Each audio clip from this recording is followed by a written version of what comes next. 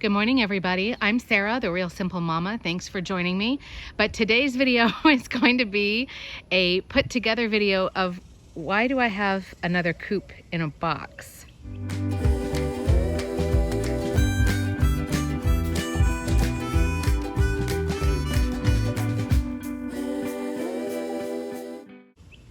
So good morning, everybody. Thank you for being here. This is going to be my unboxing and assembly video of one of these chicken coops that was given to me to review by Aivituvin.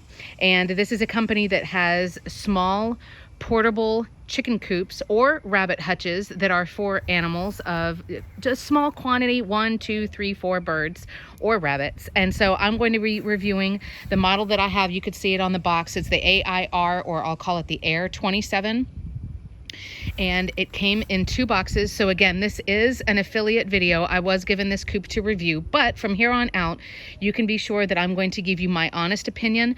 We've assembled many coops in our chicken tending career. I've had chickens for 4 years now. And so what we're going to do is we're going to unbox it and give you a step-by-step video of what we think about the unboxing and the assembly, which includes the quality of the hardware, the things we like about this coop. Do the instructions make sense? Is it easy to put together? How we feel about that whole process. And then at the end, you will be able to see what it looks like completely assembled.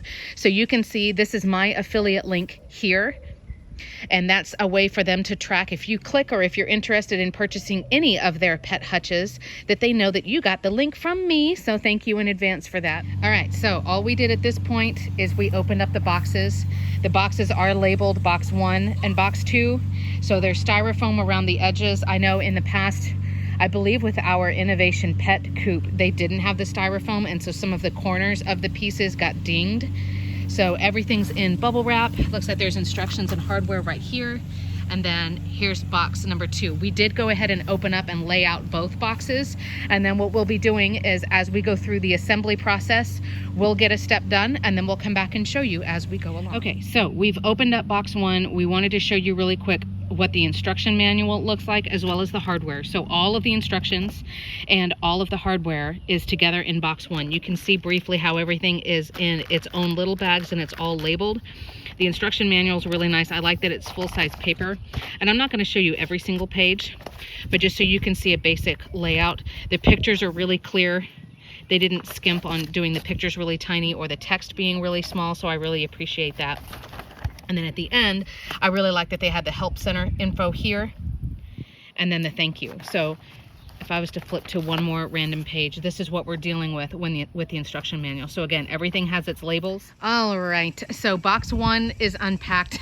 It wasn't really our intention to unpack all of box 1, but I wanted to give you a few tips. So the good thing about this kit is that all of the pieces are labeled. You're going to look for the blue stamped letters, which fortunately it looks like for pretty much every piece, at least in box 1, that stamping is on the inside of the coop or the inside part of the piece. So once it's assembled, you won't really be able to see it.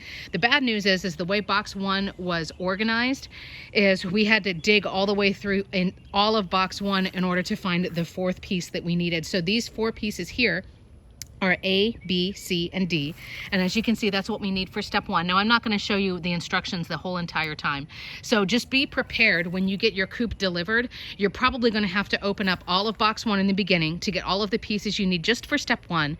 And then pretty quickly, you'll be opening box 2 so that you can get the other pieces that you need. So this isn't like, I'm just going to open box 1 and deal with that for a little while. Like, you're going to have to just offload and lay out all of the pieces. The other things I wanted to point out is that you will need, obviously you'll need some sort of, a box knife or something like that so that you can open the boxes.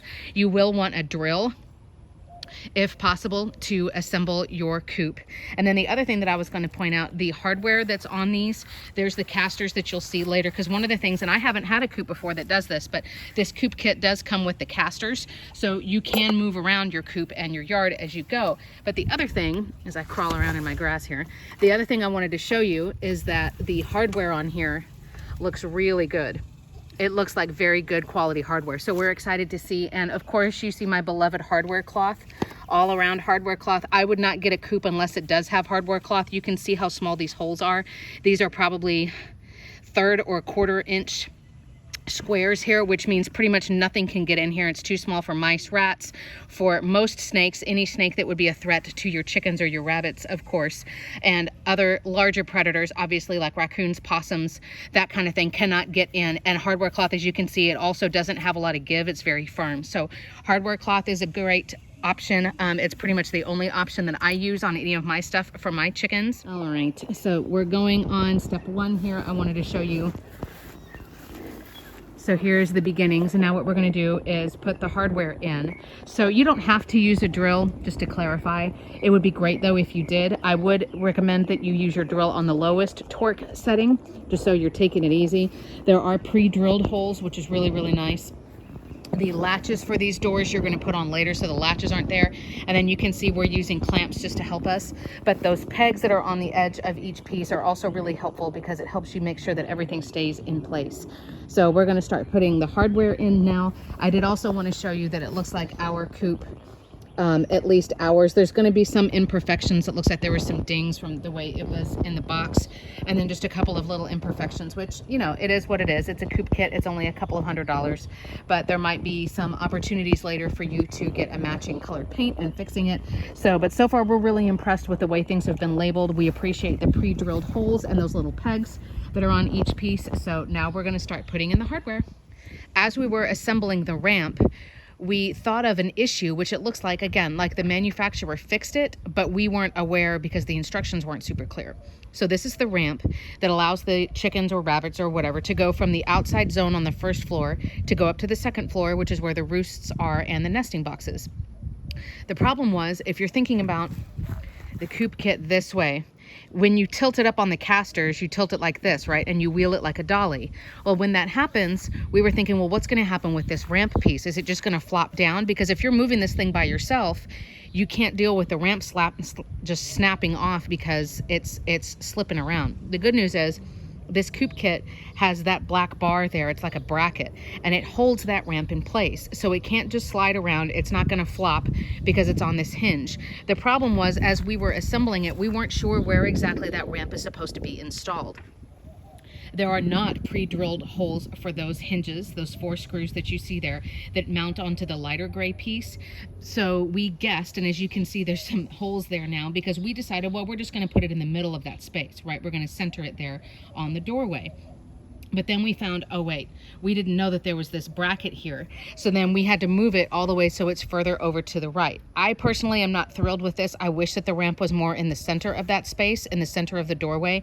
But I do think the ramp is a great idea. And of course the bracket is a great idea because, again, the whole purpose of this coop is that it's one that you can move around. You can get your chickens over to a shadier part of the yard in different times of the year. You can get them fresh grass, that kind of thing. But you can't have the ramp. If you think about this and you tilt it like that, right, and you're going to be moving it, if you do that and that ramp is just on a hinge, it's just going to flap. And then you try to put the coop down and it snaps and it breaks and all that kind of thing. So as you're assembling this, be aware of that the ramp is going to have to go further towards the right, towards that edge of the run, because it's going to have to link into that bracket, which does have a little lip on the end, as you can see. What we did do though, and this is my suggestion for you, so you can see there's existing hardware. There's a screw there and a screw there in the middle and a screw over onto the right.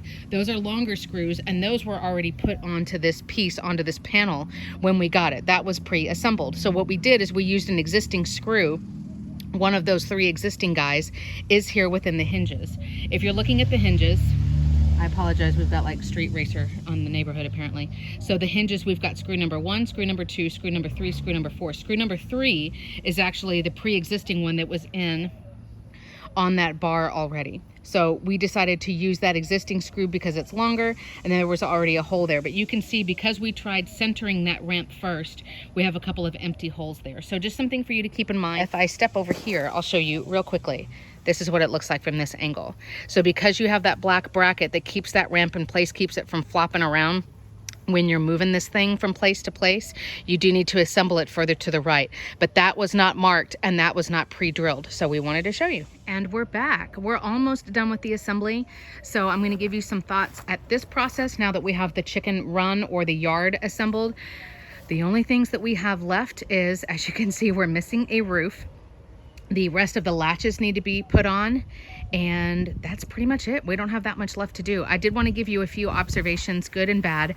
Remember that I'll also be doing a separate video that's going to basically give you a tour of the Air 27, as well as the things that we like about its design and what we don't like. Oh, there's a chicken in the background. So I wanted to show you for the instructions.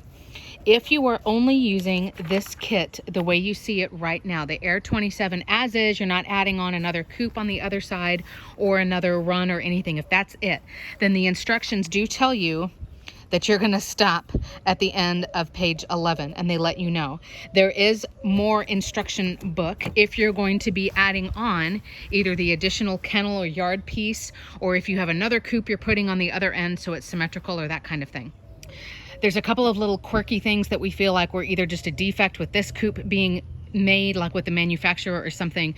This bar piece and this exterior handle, this is what you would use to lift it up so that it's on its casters on the other side. It was actually stamped with its part letter on both sides. So I'm hoping that the rain is going to wash that off so we don't have to see that long term. There is, and you'll see this in the other video too, there is not a predator proof latch here. So anytime, day or night, this can be opened. There's nothing to prevent, you know, a raccoon, a possum, or something like that from opening this.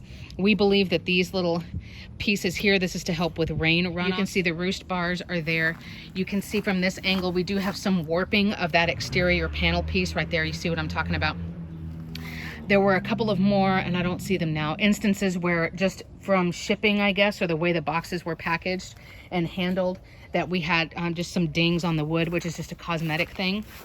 Assembling this small roof piece, which goes on the nesting boxes, you do have to have it in this vertical position so that you can slide this panel into place so that it goes onto its latches there. In other words, you can't latch it all the way because this piece just slides in when you install, but you can't do it from this closed position. So you're going to want to hold it like that and slide it in. Fortunately, this predator proof latch that I'm wiggling right there was already installed, so that was nice. One thing that we're kind of frustrated about, you can see from this angle, this is the divider that divides that space from one big area to two separate nesting boxes, or two separate parking spots, if you will.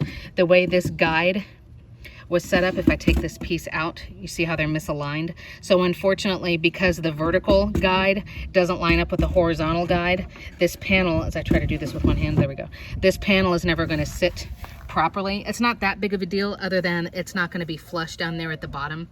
So, but that's a little bit frustrating. So we are almost done with the assembly, and then that will be it for this video. But we are going to do a separate video here in just a few days that is going to be our full review. It's going to tell you again what we like about the design, what we don't like, and then if you're going to be using this particularly with chickens, what we recommend you do to make it even better. Simple things like improving the roost bars and getting some all-weather, all-purpose sealant on the exterior pieces. So we'll show you the finished product here shortly.